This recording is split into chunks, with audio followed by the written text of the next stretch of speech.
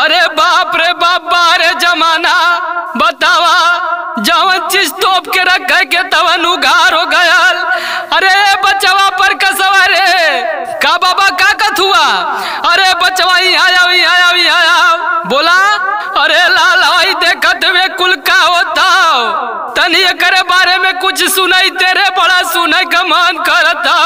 अच्छा ला बाबा सुना।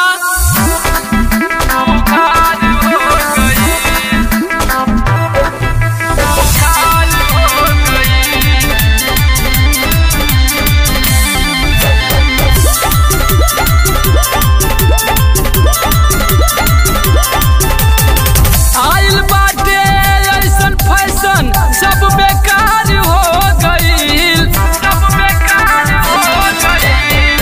आइल बाटे ऐसन फैशन सब बेकार हो गईल। तोपे वाला सारा चीजवा हई उघार हो गईल। तोपे वाला सारा चीजवा हई उघार हो गईल।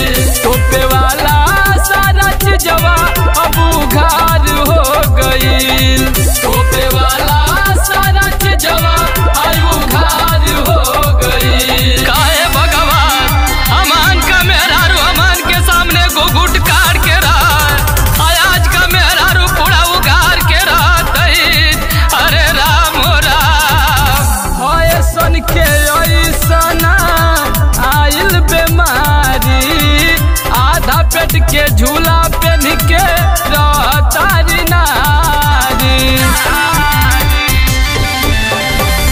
ऐसन के ऐसना आइल बेमारी। आधा पेट के झूला पहन के रहतारी नारी। मर्द करी है काठिए में उलाचार हो गई। मर्द करी है काठिए में उलाचार हो गई। तोपे वाला सारा चीजवा अब उघार हो गई। तोपे वाला सारा चीजवा अब उघार हो गई। तोपे वाला सारा चीजवा अब उघार हो गई। तोपे वाला सारा चीजवा अब उघार हो गई। काहे बाबा कुछ लौकत हो? अरे मत बताओ बचवा मत बताओ। अरे देख के तो हमार गाड़ फाड़ जाते रे भाई। देखी देखी कोहे लोगवा झकस बिया माल रे। पर का सुपेंद्र पूरा होत बाटे हाल रे। देखी देखी कोहे लोगवा झकस बिया माल रे।